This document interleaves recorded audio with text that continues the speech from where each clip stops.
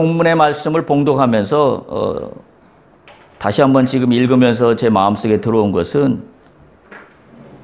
괴가 떠날 때도 여호와여 라고 모세는 부르짖고 있고, 괴가 진에 함께 쉴 때에도 여호와여 라고 부르짖고 있습니다.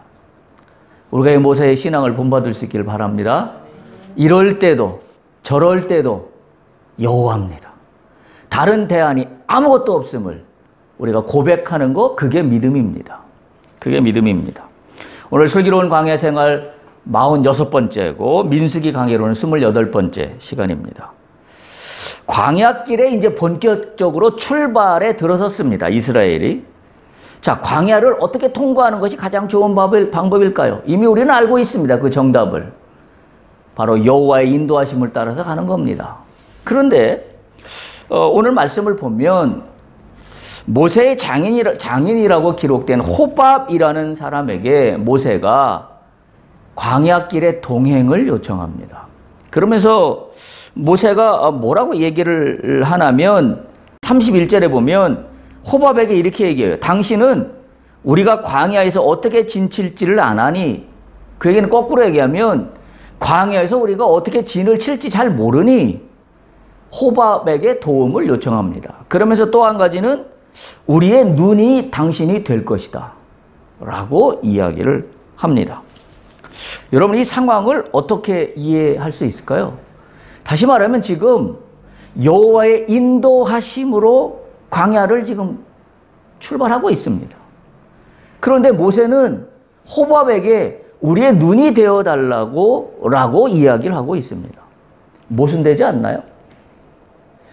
이거 어떻게 이해할 수 있을까요? 어찌 보면 이 상황은 두 개가 모순되거나 대치되는 그런 상황으로 묘사가 되고 있습니다.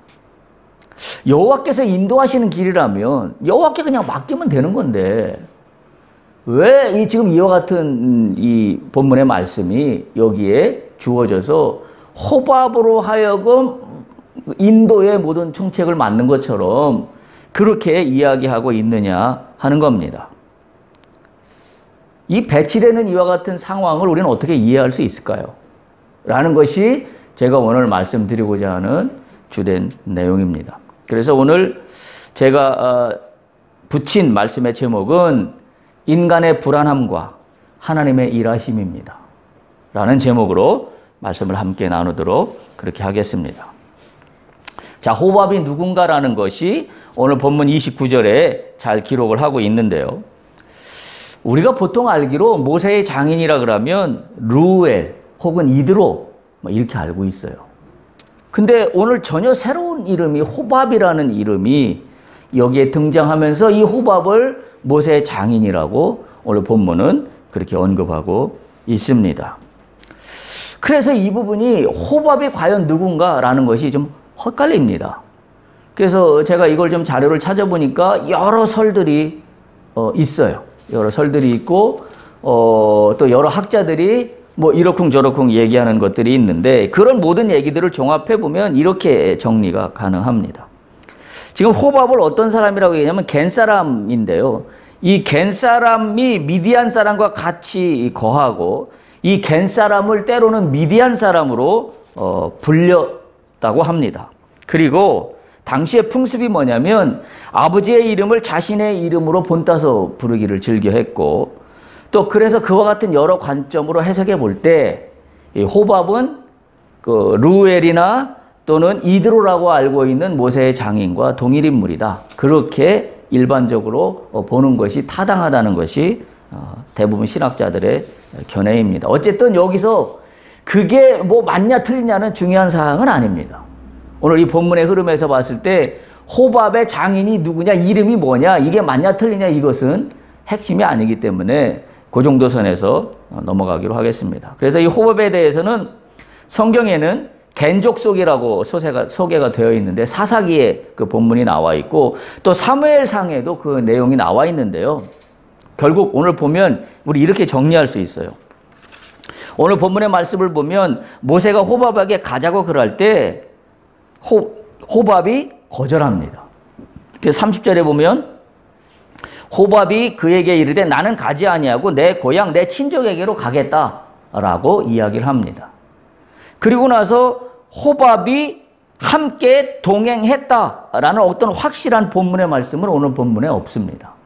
그런데 내용상으로 보면 호밥이 함께한 것을 알 수 있고 더 구체적인 증거로는 나중에 이스라엘 백성들이 가나안 땅에 들어갔을 때 기록한 것이 사사기와 사무엘서인데 거기에 보면 호밥이 등장합니다. 그래서 이때 당시에 호밥은 처음에는 거절했지만 그러나 모세와 이스라엘 백성들과 동행하여 가나안 땅으로 결국 들어갔다는 사실을 우리는 이 성경의 전체적인 스토리를 통해서 알 수가 있습니다. 결국 동행했다라는 얘기죠. 자, 그런데 오늘 본문에서 얘기하고자 하는 것은 호밥의 역할입니다. 말씀드린 대로 31절에 보면 호밥이 광야에서 진치는 방법을 잘 아는 사람이다. 이렇게 모세는 기록하고 있습니다. 다시 말하면 호밥은 광야를 잘 아는 사람입니다. 한마디로. 광야에서 생활을 한 사람이기 때문에 그렇고 특히 광야라는 이 특성이 뭐냐면 언제 어떠한 불특정한 사건들이 발생할지 전혀 예측할 수 없는 거죠. 말하자면 광야의 사막길이라는 게 그렇잖아요. 길이 있다가도 없어지기도 하고, 예. 또 길이 있었는데 갑자기 물길이 터지기도 하고. 그래서 이 상황을 전혀 모르는 모세의 입장에서는 이 지리와 기후 조건을 잘 알고 있다라고 판단할 수밖에 없는 호밥에게 지금 도움을 요청하고 있는 그러한 상황입니다. 결국 한마디로 얘기하면 뭐냐면 모세는 한마디로 불안함이 있었습니다. 이거 우리가 부인할 수 없는 사실이에요. 예를 들면 지금 모세도 알고 있어요. 하나님이 인도하셔요. 구름 기둥을 보여주셨어요. 불기둥도 보여주셨어요. 나팔 소리에 따라 움직이라고 하셨어요. 여러 가지 상황들이 지금 하나님이 인도하신다는 확신으로 가득 차서 지금 출발을 시작했습니다. 그런데 지금 모세에게 감출 수 없는 내재되어 있는 불안함 중에 하나는 내가 광야의 지리를 잘 모르는데 하나님이 인도하신다고는 하지만 현실 앞에 놓여 있는 광야를 바라볼 때 불안할 수밖에 없는 거죠. 이건 솔직한 모세의 고백이라 저는 그렇게 생각이 됩니다. 우리도 마찬가지죠.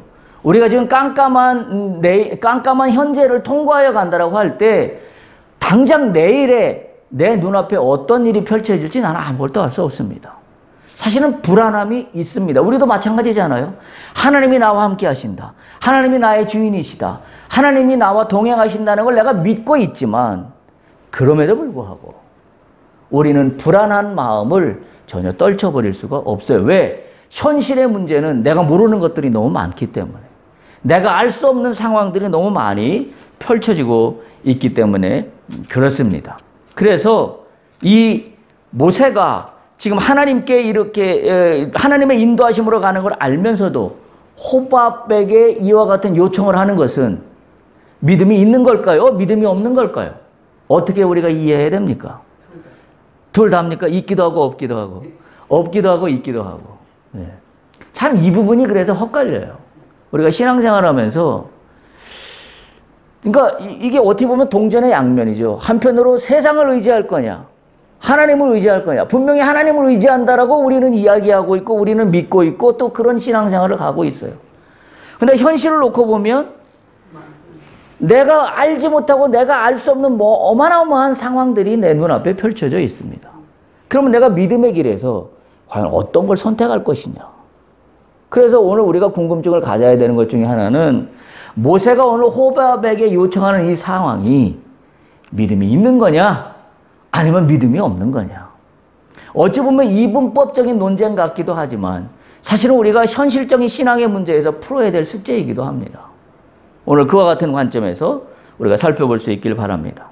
자, 그러면 하나님께서 인도하시고 또한 하나님께서 나의 문제를 맡아주신다라고 했을 때 지금 모세가 이와 같은 행동을 취하는 것을 우리는 어떻게 이해할 수 있냐라는 거죠. 이 부분에서 우리가 믿음의 눈을 좀 떠야 합니다. 대부분 많은 믿음의 사람들이 이 부분에서 어찌할지를 몰라요. 그리고 때로는 전혀 신앙이 아닌 것을 선택하고 또 때로는 그릇만 잡아요. 속된 말로 얘기해서. 다시 말하면 좋은 학교에 소위 제가 맨날 그런 예를 들어서 죄송합니다만은 서울대학교 가기 위해서 공부는 안 하고 기도만 합니다. 성경책만 있습니다. 해야 될 공부는 안 합니다. 말이 안 되잖아요. 근데 우리의 신앙도 가만히 놓고 보면 그와 같은 요인들이 굉장히 많습니다. 기도만 하고 있어요. 그래서 제가 여러분 기억하시나요? 저지난주부터 이어서 말씀드린 내용이 있어요. 우리가 광야를 통과하는 원리가 3가지가 있다 그랬어요. 첫 번째 뭐예요? 첫 번째. 다 잃어버리셨나요? 할렐루야. 첫 번째, 여호와의 명령을 따라. 그게 구름기둥과 불기둥이었잖아요. 여호와의 명령을 따라간다는 구름기둥과 불기둥, 구름기둥과 불기둥은 내가 요청하면 띄워지나요? 아니에요. 그래서 뭐예요? 여호와의 명령을 따라간다는 것은 하나님의 주권이에요. 하나님의 주권적인 섭리예요. 그분이 나를 살펴보시고 나를 보호하시고 나를 쳐다보시고 나를 굽어 살피시고 있는 그분이 그분의 주권으로 구름을 띄우시는 겁니다. 그분의 주권으로 불기둥을 띄우시는 거예요. 내가 구름을 달라 불 달라는 거에 따라서 주님이 거기에 왔다 갔다 하는 게 아니라고요. 여호와의 명령을 따라라는 것은 다른 말로 표현하면 뭐냐면 여호와의 주권을 100% 의심 없이 인정하는 거예요. 그게 첫 번째 원리예요. 두 번째 원리는 뭐라 그랬죠? 나팔 소리를 따른다 그랬어요. 나팔 소리는 주님의 주권이에요? 인간의 책임이에요? 뭐라고 그랬습니까? 인간의 책임이라고 그랬습니까? 왜냐하면 사람을 모을 때 나팔을 불어요. 또 떠날 때 나팔을 불어요. 또 적군이 쳐들어올 때 나팔을 불어요. 나팔을 부는 방법이 다 다르다고 성경에 이미 묘사되어 있었던 것을 우리가 기억합니다. 우리의 책임입니다. 다시 말하면 나팔 소리를 따라서 우리의 책임으로 간구하는 겁니다. 주여, 지금 적군들이 쳐들어옵니다.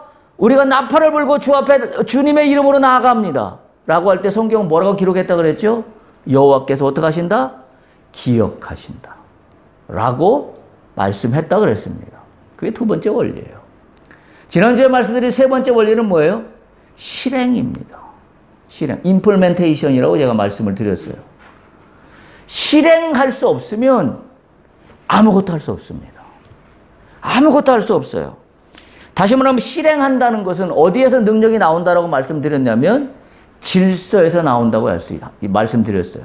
실행 능력은 내가 그냥 무조건 발을 내딛는 실행이 아니에요. 내가 갖고 있는 상황들을 정리하고 이걸 시스템화하고 체계화를 시켜서 실행할 수 있는 나의 할 수 있는 것들을 만들어야 돼요. 그거 아무것도 안 하면 뭐하고 똑같아요? 기도만 하고 서울대학교 간다고 하는 거나 똑같은 겁니다. 공부는 하나도 안 하고 국어, 수학, 영어, 무슨 과학 공부는 하나도 안 하고 교회 나와서 철야하고 맨날 교회에서 아니면 수도원 가서 침묵 수행하고 여러분 한번 생각해 보세요. 침묵 수행이라는 게 나를 성찰하는 의미에서는 굉장히 의미가 좋아요. 때로는 침묵해야 된다는 것도 성경에서 이야기하고 있습니다. 그런데 많은 사람들이 침묵으로 끝납니다. 그냥 나 혼자 성찰한 걸로 끝나요. 성찰한 걸로 끝나면 주님이 그 이상 다른 능력을 나에게 베푸실 공간이 없어요. 내가 발을 떼야 될 거 아닙니까? 내가 누군지를 발견하고 성찰을 했으면 내가 그걸 믿음으로 내 발을 떼어야 하잖아요. 근데 무대포 떼는 게 아니라 어떻게 해야 돼요?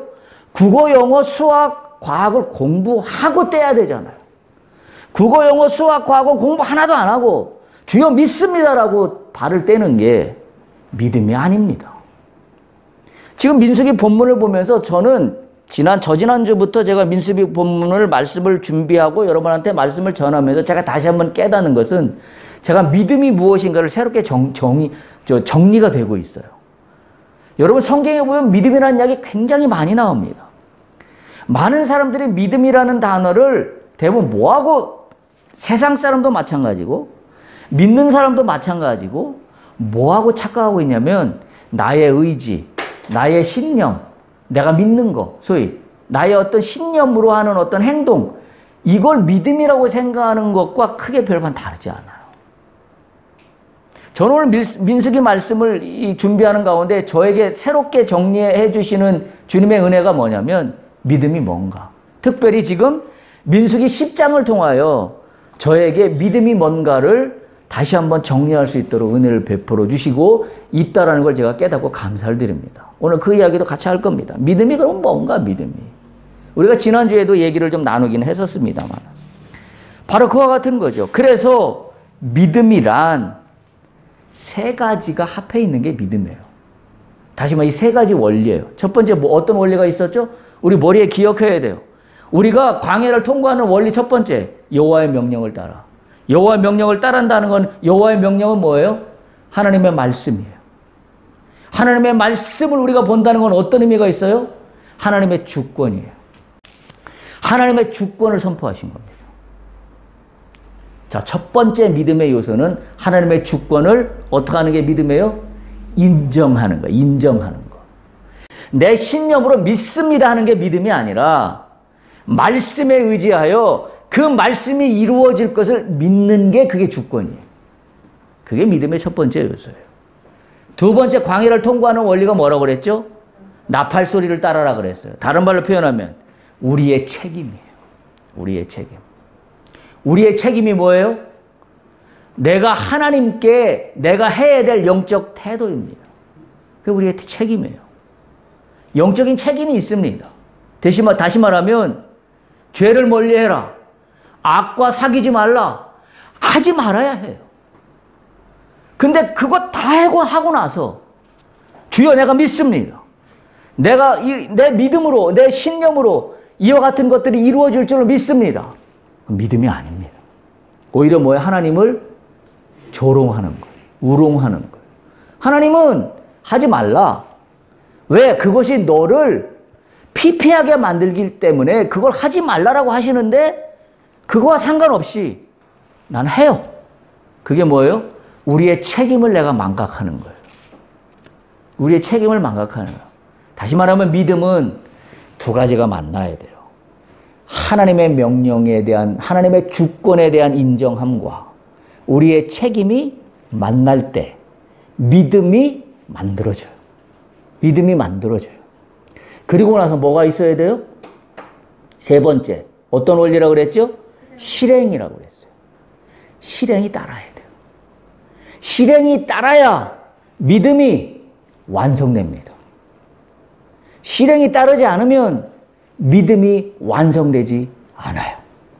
여러분 그런 의미에서 야고보서를 한번 세밀하게 읽어볼 수 있기를 바랍니다. 야고보서는 실행이 없는 믿음은 믿음이 아니다라는 것을 아주 구체적으로 이야기하고 있는 말씀이 신약 성경의 야고보서예요. 자, 그래서 믿음은 이렇게 정리합니다. 믿음은 하나님의 주권 인정하는 거, 그리고 우리의 책임 다하는 거, 그리고 세 번째 실행. 이것이 합하여져서 우리는 믿음이라고 한다. 믿음이라고 한다.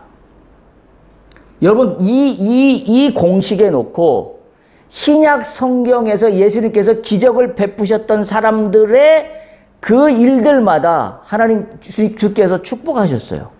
네 믿음대로 될지어다.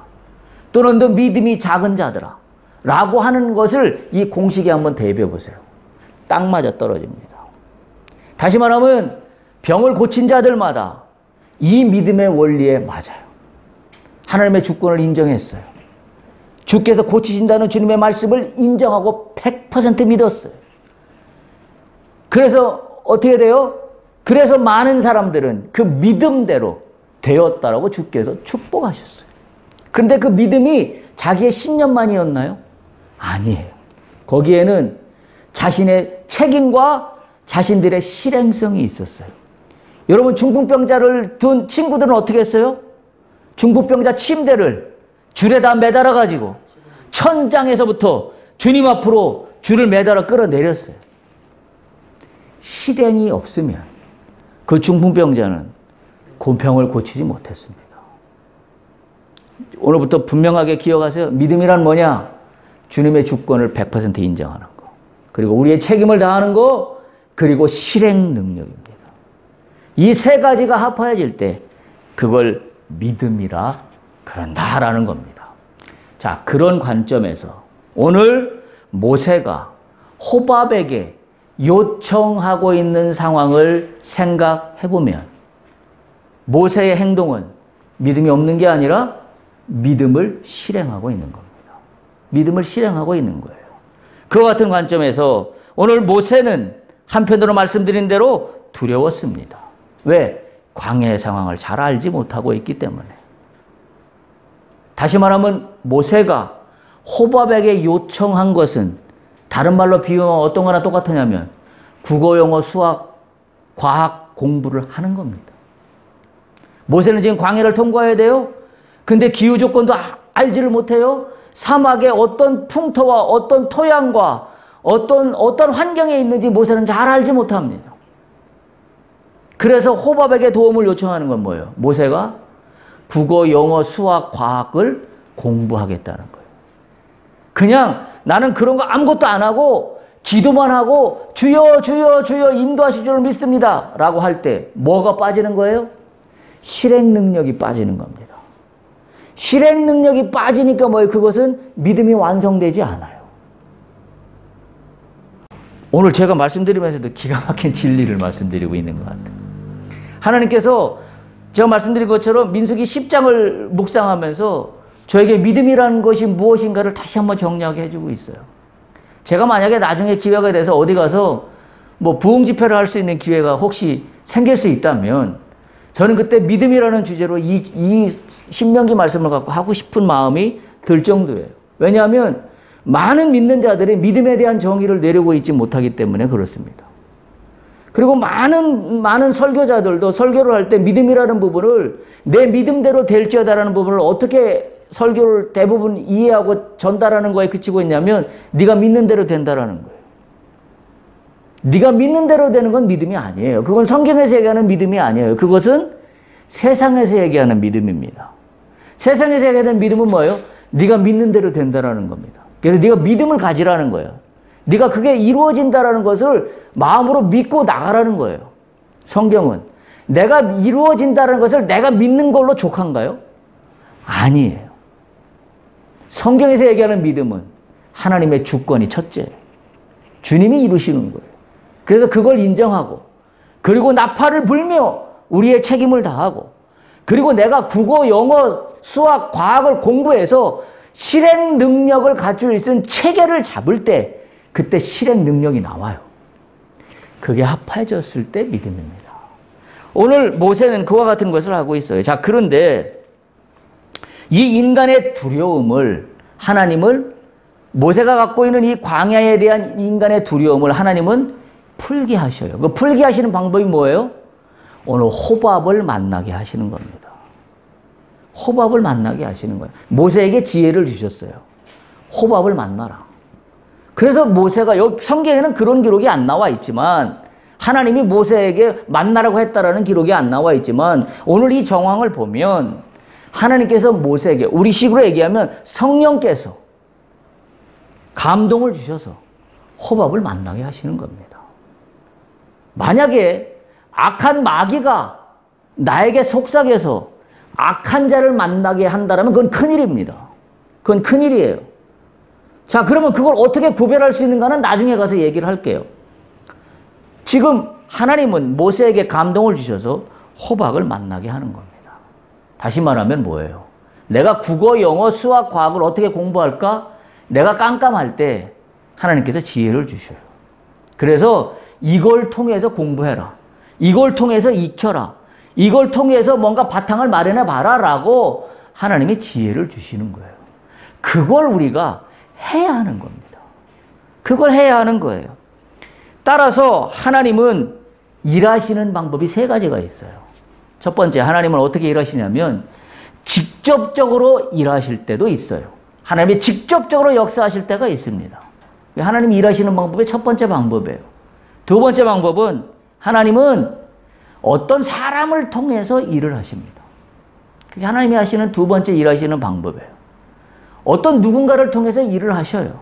다시 말하면 나에게 어떤 사람을 붙여주셔요. 그래서 그 사람을 통하여 일을 하게 만들어요. 어떤 문제가 풀리지 않아요? 하나님께서 붙여주는 사람이라면 그 사람을 통하여 문제가 풀어지게 하십니다. 자, 잘 들으세요. 내가 어거지로 내 욕심과 내 탐욕에 따라서 나에게 유리한 사람을 찾는 것과 하나님이 붙여주시는 사람은 다른 겁니다. 다른 거예요. 그래서 제가 믿음이라는 단어를 쓰고 있는 겁니다. 세 번째, 하나님이 일하시는 방법은 사람과 협력해서 일하시는 방법을 택할 때도 있어요. 이 세 가지입니다.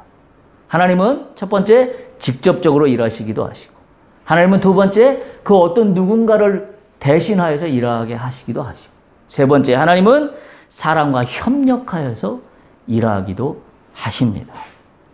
여러분, 여리고성을 점령할 때 하나님의 능력으로 여리고가 무너졌습니다. 그렇죠? 여리고성 7바퀴를 돌고 마지막에 함성을 지르고 외칠 때 여리고성이 무너졌다고 성경은 기록하고 있습니다. 그런데 그게 전부가 아니에요. 뭘 했어요? 여리고성이나 성을 하기 전에 이스라엘 백성들은 모세를 통하여 정탐꾼을 보냈어요. 그게 뭐예요? 우리의 책임이에요. 우리의 책임이에요. 우리는 여리고성이 무너질 것을 믿어요. 뭘로 믿어요? 하나님의 주권이기 때문에. 하나님의 주권적인 섭리로 역사하실 것을 믿어요. 근데 그게 전부가 아니에요. 뭐가 있어야 돼요? 우리의 책임이 있어요. 우리의 책임. 어떻게? 여리고를 점령하기 위해서 내가 전투를 해야 되는데 그쪽 지형과 그쪽 상황을 내가 공부해야 돼요. 내가 알아야 돼요. 그래서 정탐꾼을 보내는 겁니다. 그러니까 하나님이 어떻게 일하시는 거예요? 대부분 하나님이 일하시는 걸 보면 하나님의 주권과 인간의 협력을 통하여 일어납니다. 이게 콜라보입니다. 이게 콜라보예요. 이게 신앙입니다. 이게 믿음입니다. 어느 한쪽으로 치우쳐 있는 건 믿음이 아니에요. 그래서 어느 한쪽으로 치우치면 이상한 쪽으로 빠지는 거예요. 우리의 책임만 강조하면 자유주의 신학으로 빠지는 거고요. 신령한 하나님의 역사만을 강조하면 신비주의로 빠지는 거예요. 성경은 둘 다 믿음이 아니라고 이야기하고 있는 겁니다. 그걸 우리가 분명하게 기억할 수 있어야 합니다. 자, 그래서 하나님을 의지하고 실행 능력이 있어야 하는 겁니다. 그러니까 제가 말씀드린 믿음의 세 가지 요소를 늘 생각해 보면 성경에 있는 모든 문제들, 모든 궁금한 믿음과 관련된 것들은 다 풀립니다. 다 해석이 가능해집니다. 그렇다면 우리는 생각해 봐야 돼요. 나는 내가 갖고 있는 믿음은 어디에 치우쳐 있나? 어디에 치우쳐 있습니까? 하나님의 주권만 생각합니까? 아니면 우리의 책임만 생각합니까? 아니면 실행 일을 어떻게 추진하는 것만 생각합니까? 어느 쪽에 내가 편협되어 있습니다. 편중되어 있습니까? 라는 걸 우리가 한번 생각해 볼 수 있기를 바랍니다. 자, 그래서 본문에 보면 모세가 자신의 독단적인 판단에만 머물지 않은 것을 볼 수 있는 게 호밥을 초청하는 거예요. 그러면서 이렇게 합니다. 10장 29절에 보면 호밥에게 이르되 여호와께서 주마하신 곳이로, 여호와께서 주시겠다고 약속하신 곳으로, 가나안 땅이죠. 우리가 행진하나니 우리와 동행하자. 그리하면 선대하리라. 누굴 선대한다는 거예요? 호밥에게 선대한다는 겁니다. 그러면 여호와께서 이스라엘에게 복을 내리리라 하셨느니라. 다시 말하면 모세는 호밥에게 동행하자고 요청하면서 이것은 내 뜻대로 가는 길이 아니라 여호와께서 주신 약속대로 그 길을 걸어가고 있는 것이니 우리가 이 약속을 믿고 걸어가면 여호와께서 복을 주시기로 나는 확신하고 또 그렇게 말씀하셨다. 그러니 이 복이 당신에게도 동일하게 임할 줄로 믿는다. 지금 모세는 뭘 제일 먼저 이야기하고 있어요? 하나님의 주권이에요. 하나님의 주권. 하나님이 아신다. 하나님이 아신다. 잘 들으세요. 믿음으로 우리가 뭘 실행한다고 할 때 첫 번째, 제가 말씀드린 것처럼 첫 번째 요소가 뭐라고요? 하나님의 주권이에요. 하나님의 주권을 믿고 하나님의 주권에서 흔들림이 없어야 돼요. 그러면 하나님의 주권은 어떤 거예요? 내 뜻대로 이루어지는 것도 하나님의 주권이고 내 뜻대로 이루어지지 않는 것도 하나님의 주권이에요. 그걸 다 포함하는 겁니다. 거기에서 자유로워야 되고 거기에서 모든 걸 다 맡기는 게 하나님의 주권이에요. 내 뜻대로만 이루어지기를 원하는 것을 하나님의 주권이라고 한다면 그건 뭐하고 똑같아요? 내가 원하는 대로 믿는 신념하고 똑같은 거예요. 그거는 믿음이 아닙니다. 어떻게 하나님의 주권이 내 생각대로만 움직일 수 있습니까? 그건 세상에서 얘기하는 믿음이에요. 하나님의 주권을 인정한다는 것은 어떤 상황과 어떤 결과에도 관계없이 그분이 이 모든 것들을 통치하고 있음을 내가 100% 신뢰하는 겁니다. 이게 하나님의 주권이에요. 지금 모세는 그 이야기를 호밥에게 하고 있는 거예요. 들어보세요. 하나님이 주시고자 하라고 하신 곳으로 우리가 이제 지금 행진을 해 나가니 우리를 도와주소서. 진을 어디에다 칠지도 모르고 우리가 광야 사정에 깜깜하니 우리와 함께 갑시다. 라고 지금 모세가 이야기하고 있으면서도 모세는 여호와의 주권을 놓치지 않고 있다는 사실을 우리가 이 29절에서 발견할 수 있습니다. 그런데 우리가 주의해야 될 것이 하나님이 일하시는 방법이 이렇다고 한다면 우리가 여기서 또 보판할 수 있는 소지가 있어요. 사실은 이 문제를 가지고 예수님과 바울이 신약 시대의 사두개인이나 바리새인들과 끊임없는 논쟁과 그들의 신앙이 잘못됐다고 논쟁한 부분이 이 부분이기도 해요. 다시 한번 콜라보입니다. 하나님과 우리가 콜라보한다고 할 때 하나님의 지분이 50%고 예를 들어서 우리식으로 얘기해서 나의 지분이 50%라고 합시다. 콜라보니까. 다시 말하면 하나님의 하시는 일이 50%고 나의 노력과 나의 실행으로 하는 게 50%라고 합시다. 자, 그러면 자, 50대 50의 지분이 있어요. 자, 그러면 이 일은 누가 하는 겁니까? 50%는 내가 하는 거고 50%는 하나님이 하는 겁니까? 그걸 확실하게 해야 됩니다. 자, 나의 노력이 50%, 예를 들어서 나의 노력이 50이고 하나님께 50%가 있어요. 그럼 내 지분이 50이 있어요. 하나님 지분이 50이 있고. 자, 그러면 나와 하나님의 지분이 50%까지 있기 때문에 일이 이루어지는 거냐라는 거예요. 만약에 그럼 내 지분이 49%가 되면 1%가 모질라서 일이 안 이루어지는 거냐라는 거예요. 우리가 콜라보라고 한다는 것은 하나님이 사람과 협력한다고 하는 것은 일이 이루어지고 안 이루어지고에 대한 지분의 균등함을 이야기하는 것이 아니라 이 일이 이루어지는 건 전적으로 누구의 손에 달려있다? 하나님 손에 달려있는 겁니다. 하나님의 주권에 있는 거예요. 믿음이 그겁니다. 내 노력이 50% 들어갔다고 해서 내 지분이 50% 있는 게 아니라는 이야기예요. 믿음은 하나님이 전적으로 이루어지시는 게 믿음이에요. 하나님의 전적으로 이루시는 게 이게 가나안 땅으로 들어가는 거예요. 다만 그러면 내가 할 수 있는 50%의 지분은 어떤 거예요? 다른 말로 표현하면 우리의 태도입니다. 그래서 제가 말씀드린 거예요. 믿음이 뭐라고요? 하나님의 주권 플러스 우리의 책임이에요. 이게 우리의 책임 부분에 해당하는 거예요. 그래서 우리가 일이 이루어진다라고 할 때 나의 50%의 노력이 있었기 때문에 이루어진다라고 한다면 그건 어디로 가냐면 공로주의로 가요. 신약 성경에서 얘기하는 공로주의입니다.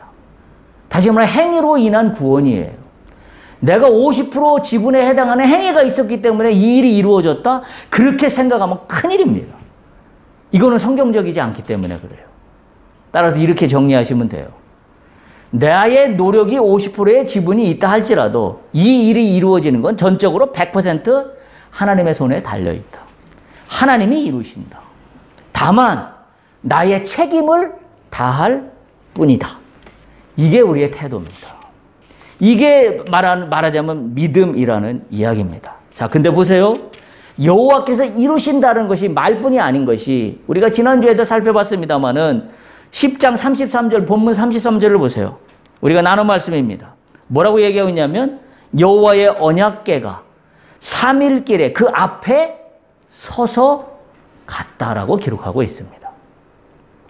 결국 보세요. 기가 막히지 않습니까? 여호와께서 인도하셔요. 여호와께서 인도하셔서 지금 가나안으로 가고 있는데 모세와 이스라엘 백성은 아무것도 안 하고 그러면 여호와만 바라보고 가는 게 믿음이 아니란 이야기예요. 뭘 하고 있어요 지금?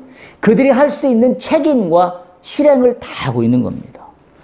광야를 모르기 때문에 호밥에게 도움을 요청하고 있는 거예요. 그렇죠? 자, 그런데 호밥에게 도움을 요청했다고 해서 호밥에게 우리의 눈이 되어달라고 요청했다고 해서 호밥이 인도하느냐? 호밥과 모세가 콜라보해서 인도하는 겁니까? 아니란 이야기예요. 뭘 할 수 있어요? 맨 앞 이 행진의 맨 앞에 누가 있다고? 언약궤가 있다고. 이게 진리예요. 이게 원리입니다. 하나님이 믿음으로 우리에게 무언가를 이루어 주시겠다고 약속을 하셨다면 우리는 제일 앞에 뭐가 있다? 하나님이 있어요. 하나님이 이루셔요. 그걸 하나님이 인도해 가신 걸 믿고 가는 동안에 그 과정에서 우리는 뭘 해야 돼요? 우리의 책임을 다해야 돼요. 내 발을 떼야 될 순간에 떼야 됩니다.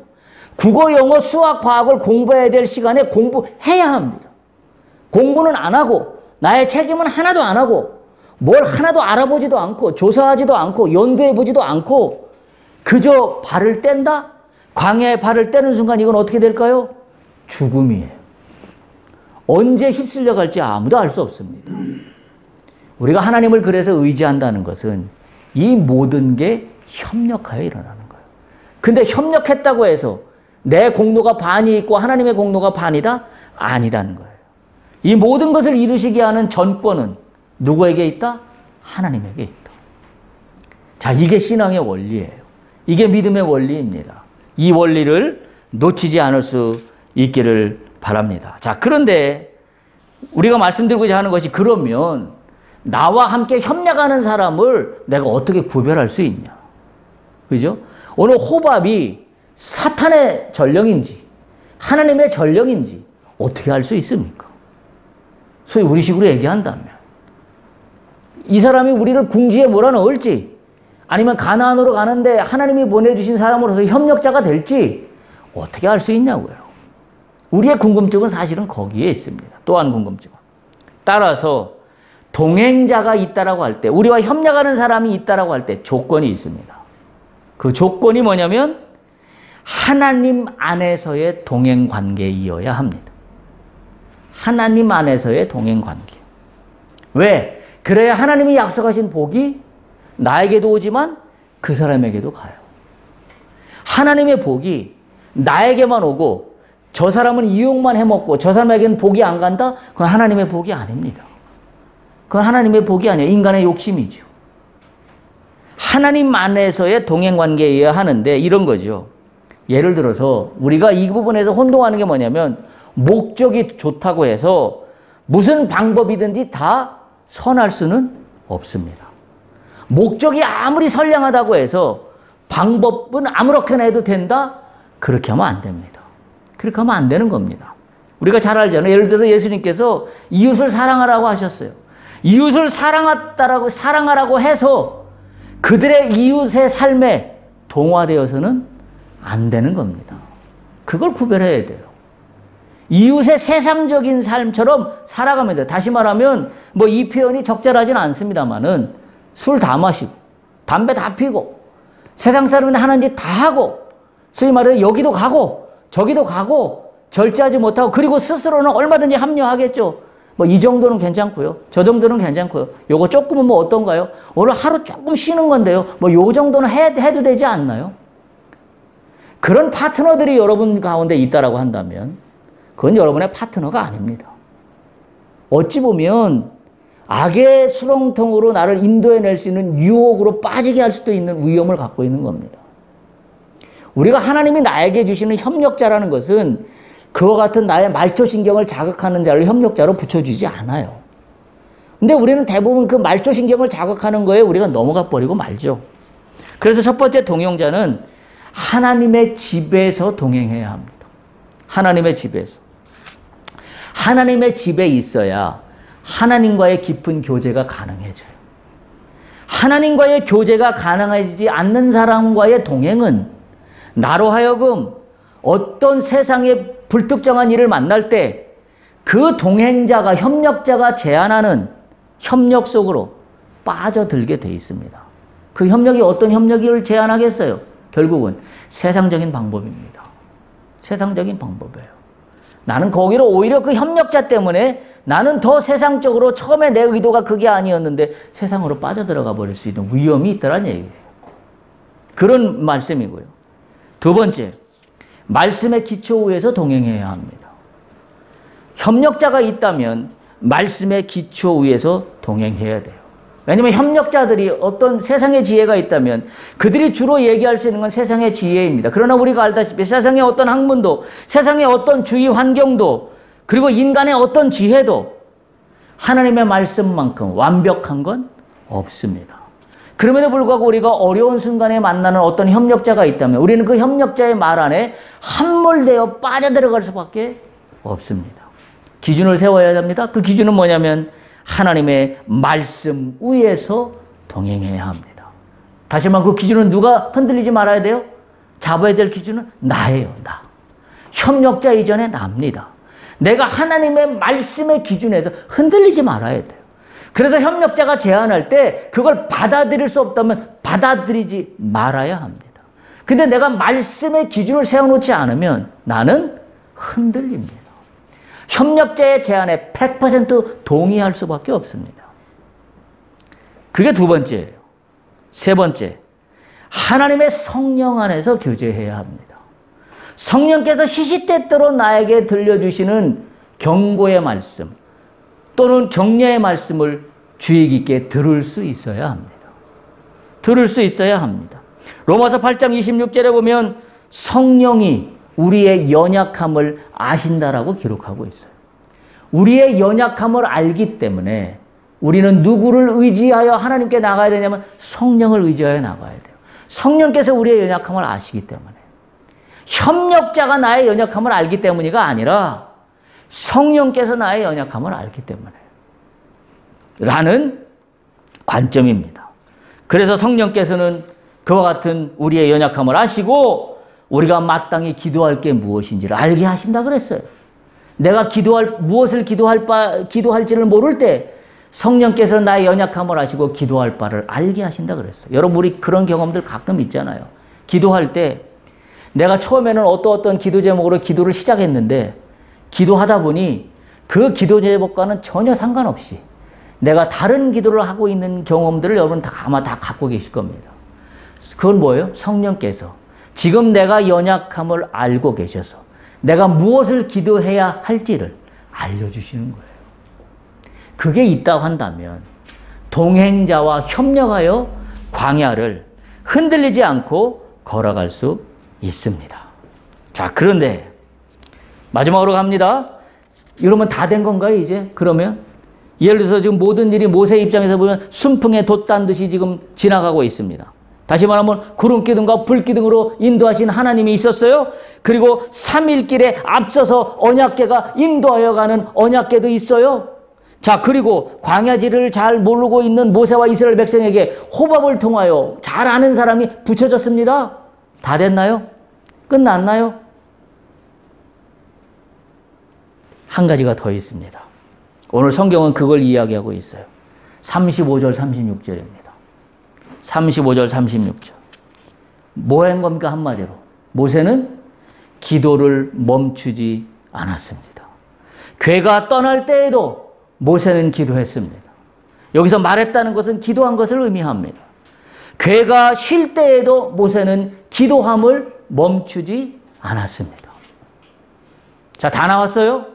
자, 일이 순풍에 돛단 듯이 잘 이루어지는 것 같아요. 하나님의 임재도 확신해요.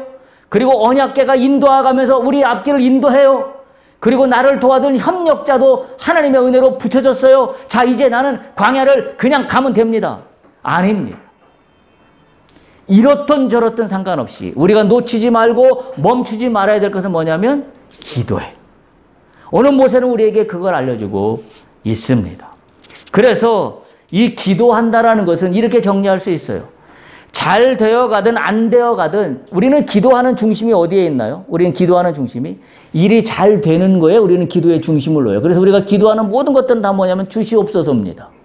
이러이러한 문제가 있으니 주님 해결해 주옵소서. 이러이러한 상황이 있으니 주님 주시옵소서. 우리의 기도의 중심은 항상 일이 되고 안 되고가 중심이에요. 자, 그런데 중심이 오늘 모세는 어디에 있어야 된다라고 하고 있는 거냐면 일이 되고 안 되고의 기도의 중심이 있는 게 아니라 하나님이 함께 하시는 거에 기도의 중심이 있는 겁니다. 우리가 떠나갈 때도 여호와께서 일어나사라고 지금 이야기 표현하고 있어요. 여호와께서 일어나사. 하나님의 주권을 먼저 이야기하고 있어요.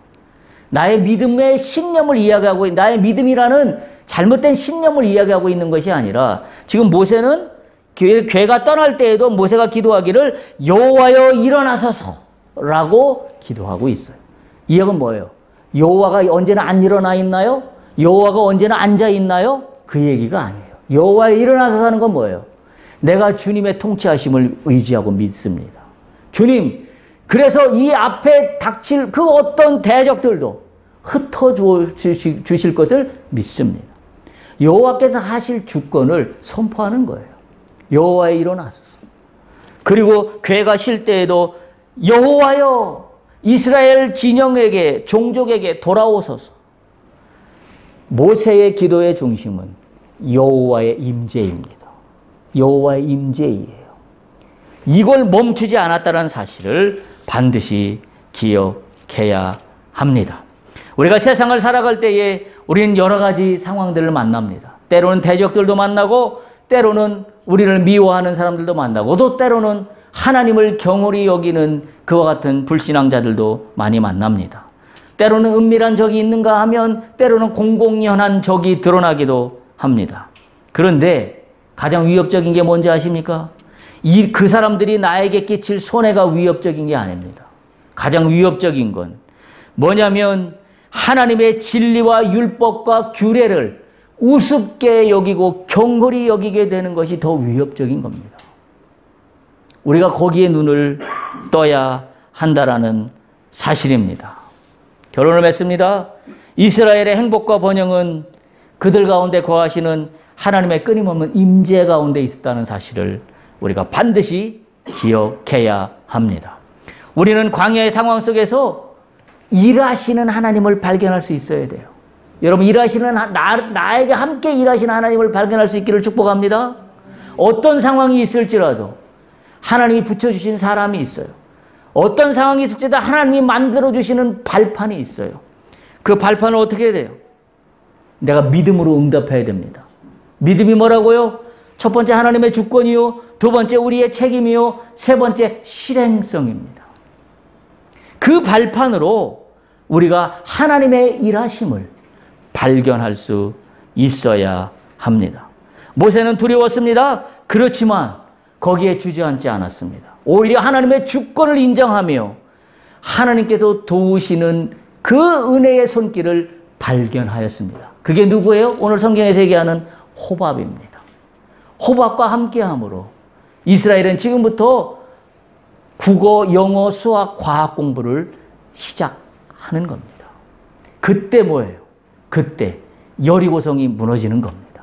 우리는 이 진리를 발견할 수 있습니다.